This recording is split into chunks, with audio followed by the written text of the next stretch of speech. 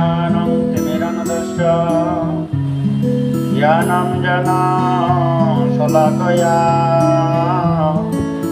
चक्षुरुन्मिलितं येन तस्मै श्रीगुरुवे नमः।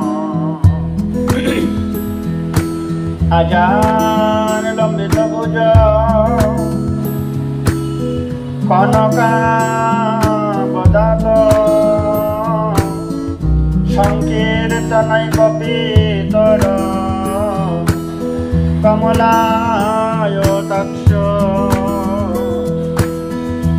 विश्वम्भर द्विजवर युगधर्मपाल वन्दे जगत्प्रियकर करुणायावतार। नमः श्रीकालसत्ताय जगन्नाथ सुताय च सवित्राय सपुत्राय सकलत्रायते नमः नमः। इति अपराध मोर नाल भक्तगण सभा चबा तमा सबार चरणे मोर एकांत शरण। हरे कृष्णा कृष्णा कृष्णा हरे हरे हरे राम राम राम हरे हरे। श्री श्री गुरु गौरांगेर कृपा अवलम्बने हमारा धारावाहिक भावे श्री श्री चैतन्य वार्ता यूट्यूब चैनल माध्यमे गौर कथा श्रवण करते हुए যাবৎকাল পর্যন্ত আমরা অনেক দূর অগ্রসর হয়েছি। ভগবানের আবির্ভাব লীলা থেকে শুরু করে ভগবানের বাৎসল্য লীলা, বিবাহ লীলা এবং কি মহাপ্রভুর বিদ্যারস আস্বাদন আমরা করতে শুরু করেছি। সোশ্যাল মিডিয়ার সকল ভক্তবৃন্দ আপনাদের শ্রীচরণ আমি বন্দনা করি। আপনারাও ধারাবাহিকভাবে শ্রবণ করবেন যাতে করে হাজারো সংসারের কাজের ব্যস্ততার মধ্যে থেকেও আমরা যদি ভগবানের গুণমহিমা শ্রবণ করি, গৌরাঙ্গ মহাপ্রভুর কথা শ্রবণ করি, তবে কি হবে? ভগবানের চরণে ভগবানের প্রতি আমাদের অতি ভক্তি বিশ্বাস জন্মাবে যে আমি ভগবানকে ভজনা করব। কেন বৃন্দাবন দাস ঠাকুর মহাশয় বর্ণনা করেছেন অনেক মহাপুরুষের জীবন চরিত্র কথা আমরা যদি শ্রবণ করি, ভগবানের চরণে আমাদের ভক্তি জন্মাবে না। কেবল যিনি ভক্তি দাতা,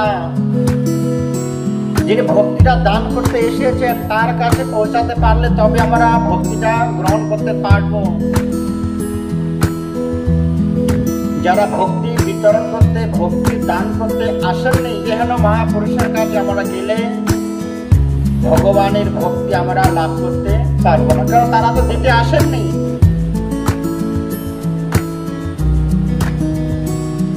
যে যেটা দিতে এসেছে তার কাছে সেটাই লাভ করা যায়। যেমন কোনো ওষুধের দোকানে কোনো বর্তন পাওয়া যায় না, আর বস্ত্রালয়ে কোনো বর্তন পাওয়া যায় না,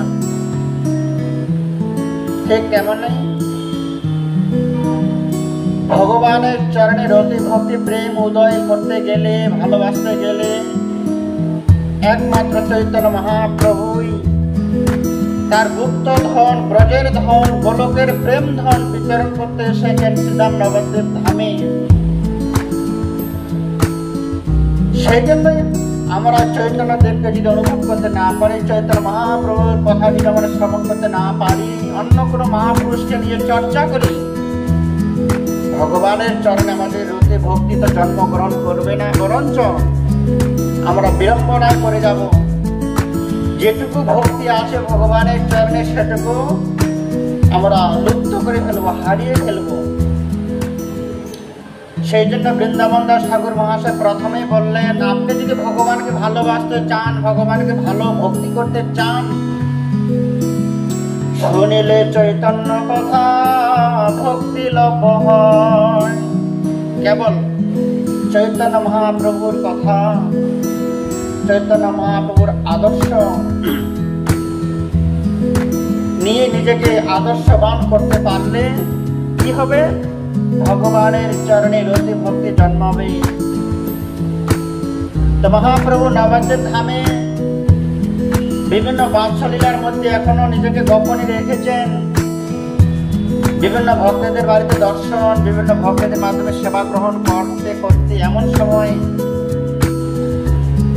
সদা সর্বক্ষণ বিভিন্ন ভক্তের সঙ্গে বিভিন্ন রকম লীলাবিলাস চলছে।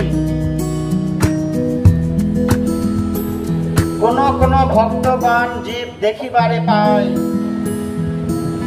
এমন সময়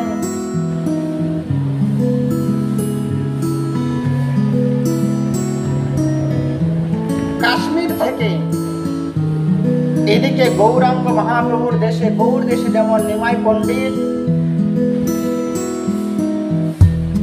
সারা পশ্চিমবাংলা ব্যাপী জেনেছে নিমাই পণ্ডিত সব থেকে বড় পণ্ডিত, ঠিক তেমনই সেই সময় কাশ্মীরের বড় পণ্ডিত তিনি, তার নামটাই হয়েছে দিগ্বিজয়ী। উত্তর দক্ষিণ পূর্ব পশ্চিম চারিদিকে বড় বড় পণ্ডিতগণের সঙ্গে তর্ক করে, শাস্ত্রীয় গ্রন্থ আলোচনা করে নিজেকে পাণ্ডিত্য পরিচয় দিতে পেরেছেন এবং সবার কাছে জয় পত্রিকা তিনি গ্রহণ করেছেন। কেননা আপনার সঙ্গে আমার ধর্ম কথা প্রতিদ্বন্দ্বী হলে যিনি জয় লাভ করবেন তাকে জয়পত্র দিতে হবে। ঠিক তেমনই কাশ্মীর পণ্ডিত উত্তর ভারত, দক্ষিণ ভারত, পশ্চিম ভারত শুরু করে সব পণ্ডিতদের কাছে নিজেকে তিনি জয়পত্র গ্রহণ করেছিলেন। সবার শেষে তিনি জানতে পারলেন পূর্বদেশ নবদ্বীপ ধামে বড় বড় পণ্ডিতগণ আছেন। সে নবদ্বীপ ধামে এসে যদি আমি জয়পত্র দিতে পারি, আমি সারা পৃথিবীর মধ্যে বড় পণ্ডিত দিগ্বিজয় লাভ করতে পেরেছি, আমার উপরে আর কোনো বড় পণ্ডিত নেই। সেই জন্য তিনি কি করলেন? কাশ্মীর থেকে ভিআইপি ভাবে হাতে ঘোড়া ব্যান্ডপাটে বাজনা নিয়ে, সৈন্য সামন্ত নিয়ে নবদ্বীপ ধামের দিকে রওনা হলেন। কেন? তিনি জেনেছিলেন নবদ্বীপ ধামের পুরো ওয়েস্ট বেঙ্গলের মধ্যে বড় পণ্ডিত নীলাম্বর চক্রবর্তী, তিনি নিমাইয়ের দাদু, মায়ের বাবা। এখন শুনেছি তার থেকেও বড় পণ্ডিত হয়েছে নিমাই পণ্ডিত। আমি যাব, তার কাছে গিয়ে ধর্মকথা আলোচনা করে, শাস্ত্রীয় আলোচনা করে তাকে পরাজয় করে তার কাছে আমি জয়পত্র গ্রহণ করব। তাহলে আমার আর কোনো দিক বাকি রইল না জয়পত্র গ্রহণ করার। হেন কালে তথায় মহাদিগ্বিজয়ী আইলা পরম অহংকার যুক্ত হই, পাইয়া সরস্বতী সাক্ষাৎ বরদা, সংসার জিনিয়া বিপ্র বলে স্থান। এত বড় পণ্ডিত তিনি কি করে হলেন? তিনি তপস্যার বলে, মন্ত্রের বলে সরস্বতী মহাভাগ বিদ্যা কমল লোচনে বিশ্বরূপে বিশালাক্ষী বিদ্যান্তে নমস্তুতে, তিনি সরস্বতী মাতাকে ধ্যান করে তপস্যা করে তাকে সন্তুষ্ট করেছেন। সন্তুষ্ট করার ফলে সরস্বতী মাতা বিদ্যা দেবী, বক্ষ দেবী, তিনি আশীর্বাদ দিয়েছিলেন, হে পুত্র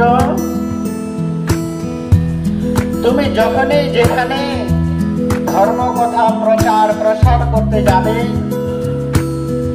আমি তোমাকে বর দিলেও তুমি হয়তো কার্যক্ষেত্রে সে বিদ্যাটা ভুলে যেতে পারো। আমাকে তোমাকে এটাই বর দিলাম, যেখানে প্রয়োজন তুমি আমাকে স্মরণ করবে, আমি তোমার মুখের মধ্যে প্রবেশ করে জিহ্বার মধ্যে অধিষ্ঠান করে আমি তার সঙ্গে কৃষ্ণ কথা উচ্চারণ করব, আমি তার সঙ্গে তর্কে প্রতিদ্বন্দ্বী করব। কেউ অনুভব করতে পারবে না দিগ্বিজয়ের জিহ্বায় যে সরস্বতীর অধিষ্ঠান আছে, কেউ অনুভব করতে পারবে না। সবাই মনে করবে তুমি তাদের সঙ্গে আলোচনা করছো।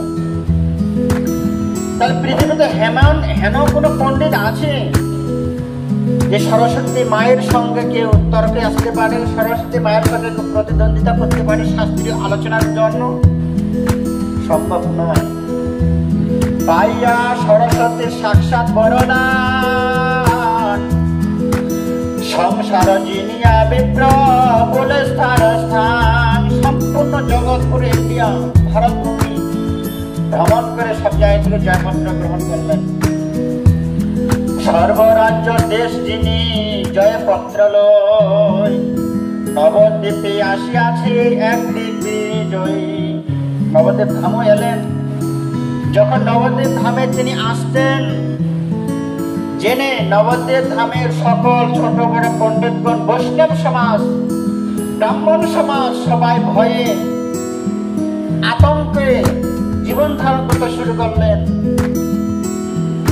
যে নবদ্বীপ ধামে এলে মানুষ পড়াশোনা শিখে। নবদ্বীপ ধামটা সারা পৃথিবীতে একটা নবদ্বীপ ধাম। এই নবদ্বীপ ধামে সে দিগ্বিজয় পণ্ডিত পদার্পণ করেছে।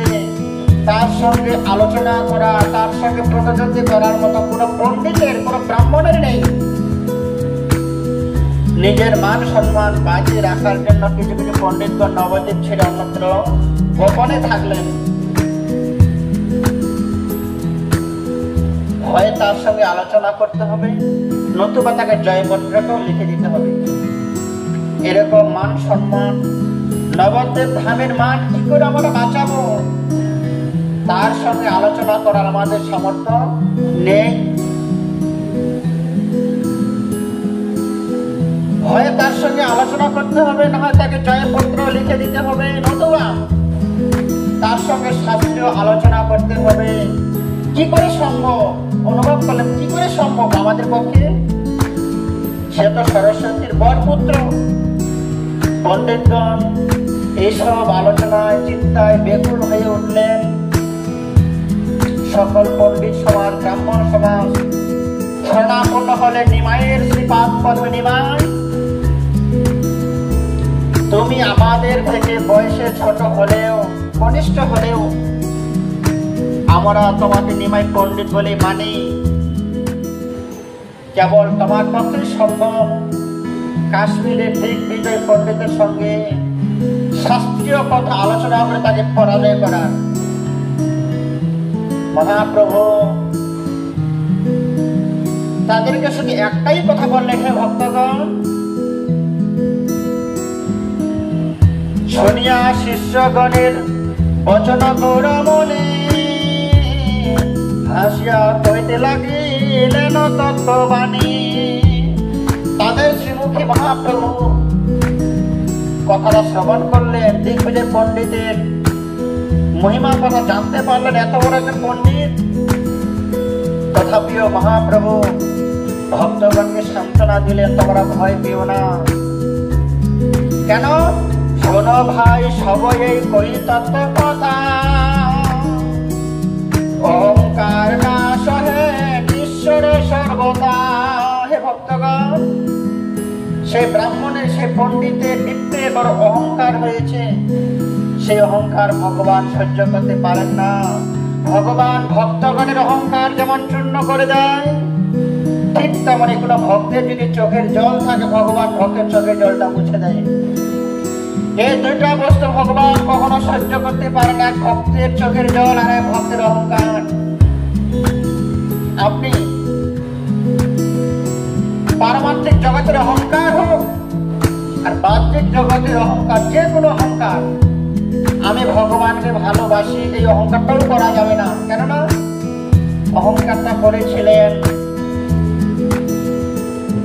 যশোমতী, অহংকার করেছিলেন নন্দ মহারাজ, অহংকার করেছিলেন শ্রীমতী রাজকিশোরী, যে আমরা ভগবানকে লাভ করেছি পুত্র রূপে, আমি ভগবানকে লাভ করেছি বাৎসল্য ভাবে, আমি ভগবানকে লাভ করেছি পতি রূপে।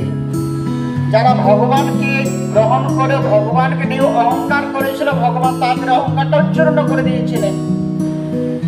যশোমতী ভেবেছিলেন আমার আদরের দুলাল আমায় ছেড়ে কখনো কোথাও যেতে পারে না, আমিও তাকে ছেড়ে কখনো থাকতে পারবো না, আমি ছাড়া গোপাল অধিক পরাধীন। সাময়িক ভাবে প্রতিটা মায়ের মাতৃদেবীর এটাই হয়, আমি ছাড়া আমার সন্তান অসহায়। কিন্তু ভগবান কৃষ্ণ দেখিয়ে দিলেন, মা আমি বাবা ছাড়াও মা ছাড়া থাকতে পারি, একদিন নয় দুদিন নয়, পুরো 100 বছর। রাধে, তোমাকে ভালোবাসলেও তোমাকে ছাড়া থাকতে পারি, 1 বছর 2 বছর নয়, 100 বছর ভগবান থাকলেন।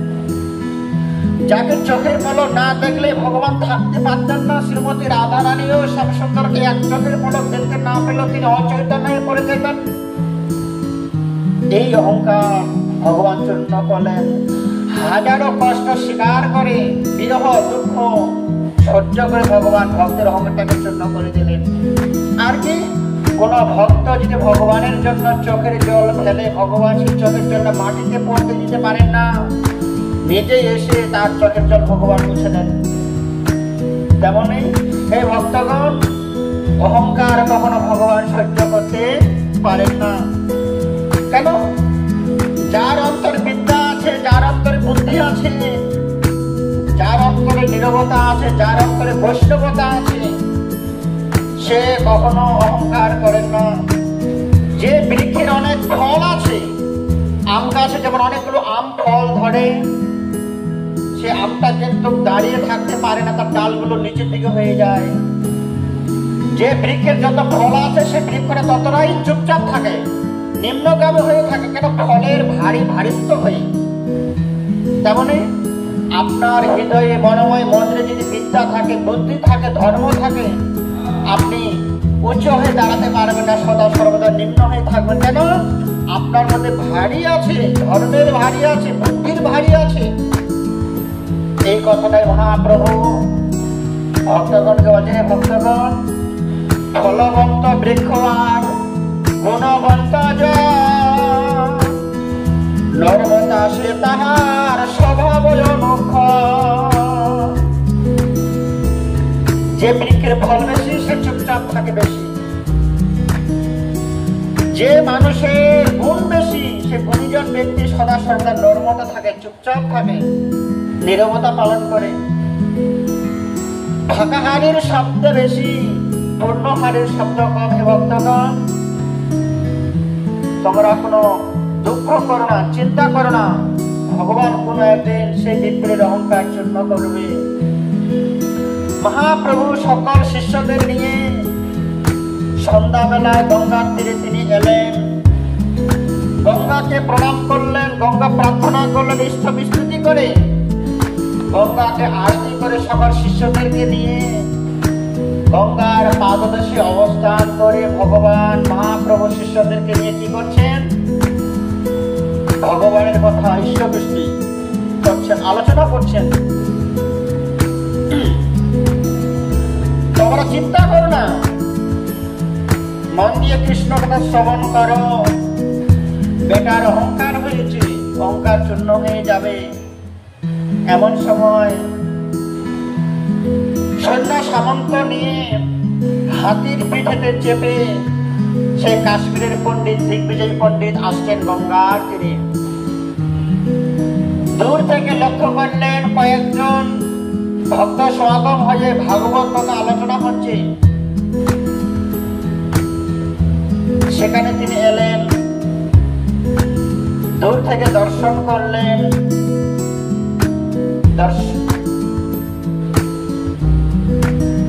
আর চিন্তা করলেন মহাপ্রভু যেমন মহাপ্রভুকে দর্শন করলেন দিগ্বিজয় পণ্ডিত, আর মহাপ্রভু তাকে দর্শন করেন দিগ্বিজয় পণ্ডিতকে। মহাপ্রভু চিন্তা করলেন, এই হলো একজন দিব্য ব্রাহ্মণ, বিদ্বান পাণ্ডিত্য এত সৈন্য সামন্ত নিয়ে তিনি এসেছেন, এবং কি আমার হাজার হাজার সাধু সন্তগণ আছেন, ব্রাহ্মণ সমাজ, নবদ্বীপের যত বৈষ্ণব ব্রাহ্মণ সমাজ সবাই আছেন। এই সবার মধ্যে ঢুকে যদি আমি তাকে পরাজয় করি, তাকে অপমান করি, লজ্জা দিই, সেই লজ্জাটা, এই শোক সহ্য করতে পারবে না। কেন একজন সম্মানী ব্যক্তির মৃত্যু থেকে তার অপমানটা বেশি গুরুত্বপূর্ণ। তারা মৃত্যুবরণ করতে পারে, অপমানিত হতে পারেন না। আমি যদি এত সবার মধ্যে যদি তাকে পরাজয় করি, সে বেঁচে থাকবে না, আত্মহত্যা করে শোকে শোকে দুঃখে দুঃখে মারা যাবে। অতএব তাকে এমন করে আমি পরাজয় করবো, সে যেন অনুভব করতে না পারে, পুরো ভক্ত যেন বুঝতে না পারে। কেন? তার অহংকার হলেও সে আমার ভক্ত, আমি তার ভগবান। সে অহংকার নিয়ে হোক, মনে কোনো দুঃসন্ধি নিয়েই হোক, মনে কোনো পাপবতী নিয়েই হোক, যে ব্যক্তি আমার কাছে আসে আমি তাকে পবিত্র করে দিই। কেন? পুতনা সে তো ভগবানের ভক্ত ছিল না, কিন্তু আমার কাছে এসেছে। কেন? ভক্ত সে যে আমাকে মৃত্যুবরণ করার জন্য, আমাকে মেরে ফেলার জন্য আমার কাছে এসেছিল, কিন্তু আমি গৌণ দর্শন করিনি, মুখ্য দর্শন করেছি। কেন? ভক্ত আমার কাছে এসেছে, ভগবানের কাছে এসেছে, ভগবান তাকে সর্বদাই রক্ষা করবেন। কৃষ্ণ ভগবান তো পুতনাকে মেরে ফেললেন না, বধ করলেন না, তাকে মাতৃগতি লাভ করালেন। যে পুতনা, তুমি রাক্ষসী হলেও তোমার মনের মধ্যে অনেক পাপ থাকলেও যেহেতু তুমি আমাকে দুধ পান করিয়েছো, যাও, তোমাকে আমি পাঠিয়ে দেবো। কোথায়? বৈকুণ্ঠ ধামে নয়, আমার চরণে নয়। কোথায়? ধাত্রীগতি, মায়ের ভূমিকায় আমার যশোবন্তী মায়ের কাছে তুমি চলে যাও, আমি তোমাকে মা বলে স্বীকার করেছি। এ হলো পরম দয়ালু। যে ভগবানকে মারতে গিয়েছিল তাকে কথায় পাঠালেন মাতৃগতি, যশোমতীর সঙ্গে, দেবকের সঙ্গে তুলনা করলেন। সে দিগ্বিজয় পণ্ডিত মানে অহংকার থাকলেও সে তো আমার কাছে এসেছে, সে আমার ভক্ত, তার মান, তার মর্যাদা তাকে রক্ষা করতে হবে। রাবণ সে ভক্ত ছিল না, ভক্ত সেজে এসেছে কার কাছে? লক্ষ্মী দেবীর কাছে, শ্রীমতী সীতা ঠাকুরের কাছে এলেন। কিন্তু ভগবান তার মান, তার মর্যাদা রেখেছেন। জরাসন্ধ, দন্তবক্র, এরা সবাই ভগবানের কাছে এসেছেন। ভগবান এটাই জানতেন তোমার মনের ভেতরে যাই থাকুক না কেন, কি অভিসন্ধি আছে তোমার মনের মধ্যে, এটা গৌণ দর্শন, আমি সেটা দর্শন করবো না। আমি একটাই দর্শন করব, আমি ভক্তকে চাই, আমার ভক্ত আমাকেই চাই। সদা সর্বদা অপেক্ষা করে আমার ভক্তগণ কখন আমার কাছে আসবে আমাকে দর্শন করতে, আমি তাদের দর্শন করো। আমার ভক্তগণ কিভাবে জীবন ধারণ করছেন, তারা সুখী আছে কি দুঃখী আছে। আপনি যেভাবে, যে মনোবাসনা নিয়ে ভগবানের কাছে পদার্পণ করুন না কেন, ভগবান আপনাকেই দর্শন করবে। ঠিক তেমনি কাশ্মীরের দিগ্বিজয় পণ্ডিত আজকে মহাপ্রভুর কাছে এলেন। মহাপ্রভু প্রথম দর্শন করলেন, সে আমার ভক্ত। ভক্ত অনেক প্রকার আছে, উত্তম, মধ্যম, কনিষ্ঠ, নির্গুণ।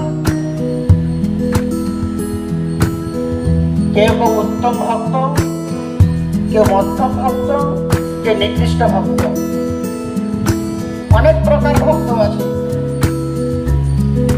তার মধ্যে কিছু ভক্ত আছে সাধন সিদ্ধা, নিত্য সিদ্ধা। ঠিক তেমনই আজকে দিগ্বিজয় পণ্ডিত কাশ্মীর থেকে আমাকে দর্শন করতে এসেছে। তার মান, মর্যাদা, তার সম্মান, এমনকি তাকে বাঁচিয়ে রাখার দায়িত্ব আমার, যেহেতু একটা ভক্ত ভগবানের কাছে এসেছে। কি চিন্তা করলেন? সভা মধ্যে জয় যদি করিয়ে ইহারে, বৃতা তুল্য হই রেখ সংসার ভিতরে। আমি যদি তাকে অপমান করি, সবার মধ্যে তাকে যদি পরাজয় করি, সে বাড়ি ফিরে যাবে না, গঙ্গার জলে না জানি প্রাণ বিসর্জন দিবে। দুঃখ, শোক, কোনটা পিতার তাকে জড়িত করবে। আমাকেও সামান্য একজন শিশু আমাকে পরাজয় করে দিল না, তাকে পরাজয় করবো, অহংকারটা শূন্য করবো, তার মান সম্মান আমি বাঁচিয়ে রাখবো। কেন? ভক্তের মান বাড়াতে প্রভু হয় পঞ্চমুখ। ভক্তের মান সম্মান বৃদ্ধি করার জন্য মহাপ্রভু এক বদনে হয় না, পঞ্চমুখ ধারণ করতে চায়। দুঃখ না পাইবে বিপ্র, গর্ব হইবে ক্ষয়, বিরলে সে করিবা দিগ্বিজয়ী জয়। আমি তার অহংকারটা চূর্ণ করব, তার মান সম্মান বৃদ্ধি করব, তাকেও বাঁচিয়ে রাখবো। বিরলে গুপ্ত হবে তার যে অহংকারটা আমি পরাজয় করব, তাকে পরাস্ত করব, কিন্তু এমন অপমান করব না সেই জন্য প্রাণ ত্যাগ করে।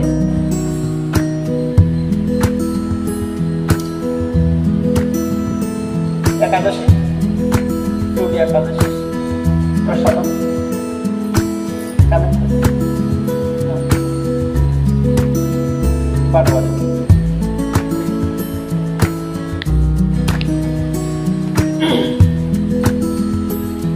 মহাপ্রভু এসব চিন্তা করলেন, কতখানি মহাপ্রভুর বিচার। সেই জন্য বৃন্দাবন দাস ঠাকুর মহাশয় বর্ণনা করেছেন, চৈতন্য দেবের দয়া করহ বিচার, বিচার করিলে চিত্তে পাবে চমৎকার। যদি মহাপ্রভুর জীবন চরিত্র কথা আপনি বিচার করতে পারেন, শুধু ভগবত প্রাপ্তি নয়, কিন্তু ভগবানের চরণে ভক্তি উদয় হবে এটাই নয়, আপনি একজন আদর্শবান পুরুষ, আদর্শ ব্যক্তি হয়ে উঠতে পারবেন। আমার কি করণীয়? সেই সময় সকল ভক্তদেরকে নিয়ে মহাপ্রভু ভাগবত কথা আলোচনা করছেন। এমন সময় সেই সন্ধ্যাবেলায় ভিভিআইপি ভাবে হাতির পিঠে চেপে অনেক সৈন্য সামন্ত নিয়ে এলেন গঙ্গার তীরে, যেখানে মহাপ্রভু শিষ্যদের নিয়ে আছেন আলোচনা সভায়। মহাপ্রভু হাস্যযুক্ত বদনে দৃষ্টিভঙ্গি, নয়নগোচর অরুণধর, দিব্য কলেবর, সুন্দর চাচরকে যজ্ঞসূত্র ললাটে ঊর্ধ্ব তিলক, মনোহর আচারলম্বিত ভুজ সুন্দর, এবং কি বাম অরুটা ডান পাটা বাম পায়ের উপরে রেখে সুন্দর করে ধর্মকথা চর্চা করাচ্ছেন। সুমধুর বজ্র দৃষ্টিভঙ্গিতে ভাগবত কথা শ্রবণ করাচ্ছেন মহাপ্রভু। এইসব লক্ষণ দেখে দিগ্বিজয় পণ্ডিতের অনুমান হলো, এই মনে হয় নিমাই পণ্ডিত। তার দর্শন, কি দর্শন করলেন? তিনি পণ্ডিত, শাস্ত্রজ্ঞ একজন বিদ্বান ব্যক্তিকে, পণ্ডিত ব্যক্তিকে তার চাঞ্চলন দিয়ে অনুভব করা যায়। কি দর্শন করলেন? দিগ্বিজয় পণ্ডিত হাতির পিঠে থেকে, হাতির উপরে বসে আছে, সেখান থেকে দর্শন করলেন হাস্যযুক্ত বদন। মহাপ্রভু বদনটা কি সুন্দর দেখতে, সদা সর্বদা হাসি হাসি ভাব। তার দৃষ্টিভঙ্গি, তার চোখের পলক, শ্রী নয়ন, মহাপুরুষ কি সুন্দর নয়ন, অরুণ অধর, ঠোঁট দুটো এত সুন্দর দেখতে, দিব্য কলেবর, সুন্দর শরীরের গঠন, চাচর কেশ, তার মাথার চুলগুলো ঘাড় পর্যন্ত সুন্দর জড়ানো, সুন্দর চাচর কেশ, যজ্ঞসূত্র ডান দিকে বয়ে চলেছে, লোলাটে সুন্দর করে তিলক, আচার লম্বিত ভুজ, এত সুন্দর লম্বা ফর্স শরীর স্বাস্থ্য, দিগম্বর, বাম অরুর উপরে ডান অরুটা রেখে সুন্দর হরি কথা শ্রবণ করাচ্ছেন। কোন কথা হয়, কোন কথাটা নয়, বিচার করছেন। এইসব লক্ষণ দেখিয়া অনুমান করিলেন এই নিমাই পণ্ডিত, কারণ তিনি নির্ভয় নির্বিকারে বসে আছেন। একজন বড় পণ্ডিত যুদ্ধ করতে এসেছে। একজন যোদ্ধাকে দেখলে যেমন মানুষ ভয় পেয়ে যায়, আমি তার সঙ্গে যুদ্ধ করতে পারবো তো? কিন্তু মহাপ্রভু নির্বিকার, নির্ভয় বসে আছেন। এসব দর্শন করে দিগ্বিজয়ী পণ্ডিত অনুমান করলেন এই বালক হতে পারে নিমাই পণ্ডিত। কেন? আমাকে দেখে ভয় পাবে না, আমাকে দেখে সংকোচ করবে না, এরকম পৃথিবীতে আমি কোনো পণ্ডিত দর্শন করিনি। আমি সারা পৃথিবী ভ্রমণ করেছি, একমাত্র দেখলাম নিমাই পণ্ডিত আমার সঙ্গে আলোচনা করার জন্য নীরবে বসে আছেন, নির্বিকার। তিনি হাতির পিঠ থেকে নেমে তাদের সবাই এলেন, মহাপুরুষ সবাই এলেন। নিমাই পণ্ডিত খুব আদর করে হাত জোড় করে বসতে বললেন, আপনি আসুন, কৃপা করে বসুন। কত সম্মান দিলেন। আপনারা আমরা কি করব? সেই মানুষটা আমাকে অপমান করার জন্য এসে তাকে সম্মান করে বসতে বলবো কি? সেই গুণ আমাদের মধ্যে প্রকাশিত হবে না। কিন্তু মহাপ্রভু হাত জোড় করে প্রার্থনা করলেন, আপনি আসুন, আসন গ্রহণ করে বসুন। মহাপ্রভু পারতেন তার শিষ্যদেরকে দ্বারায় বসতে বলতে, কিন্তু না, আমি ভগবান, সে আমার ভক্ত। মহাপ্রভু তাকে বসতে দিলেন, আপনি আসুন, আমার পাশেই বসুন।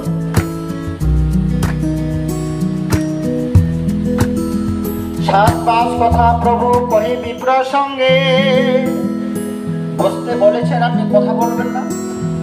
মহাপ্রভু তাকে কথা বলতে শুরু করলেন। আপনার অনেক কথা আমরা শ্রবণ করেছি, আপনি কাশ্মীরের একমাত্র অদ্বিতীয় পণ্ডিত। আপনাকে দর্শন করে আমরা সার্থক লাভ করলাম, আমরা পবিত্র হয়ে গেলাম। আপনার মতো বিদ্বান, ধনবান, জ্ঞানী গুণী ভক্তকে দর্শন করি। আপনি এতদূর কিভাবে এলেন? পথের মধ্যে আপনার কোনো অসুবিধা হয়নি তো? মহাপ্রভু জিজ্ঞাসা করছেন তাকে, কি সেবা করেছেন? তার পূর্বে সে দিগ্বিজয়ী পণ্ডিতের জন্য মহাপ্রভু একটা বাসস্থান সংগ্রহ করে রেখেছিলেন। কেন? কাশ্মীর থেকে তিনি আসবেন, এসে তার ফিরে যেতে পারেন না, তার জন্য ঘরের ব্যবস্থা করেছিলেন, প্রসাদের ব্যবস্থা করেছিলেন মহাপ্রভু। সুন্দর বালিশ বিছানা রেডি করে রেখেছিলেন। কেন? তিনি আসবেন নবদ্বীপ ধাম দর্শন করার জন্য, আমাদেরকে দর্শন করার জন্য, গঙ্গা মাতাকে দর্শন করার জন্য। তার জন্য আজকে ভক্তের জন্য ভগবান বাসস্থান রেডি করে রেখেছিলেন, যাতে আমার ভক্তের কোনো অসুবিধা না হয়, কোনো ত্রুটি না হয়। আপনি কেমন আছেন? কিভাবে এলেন? কোনো অসুবিধা হয়নি তো? এইসব কথা আলোচনা করতে করতে মহাপ্রভু আলোচনা শুরু করলেন। সাত পাঁচ কথা প্রভু কহে বিপ্র সঙ্গে জিজ্ঞাসিতে তারে কিছু আরম্ভেলা রঙে আনন্দের সহিত জিজ্ঞাসা করতে শুরু করলেন। শুনেছি আপনি বড় পণ্ডিত, আপনার মুখে যদি কিছু হরিকথা আমরা শ্রবণ করতে পারি, আপনারা ভাবুন মহাপ্রভুর ভাষাটা কেমন।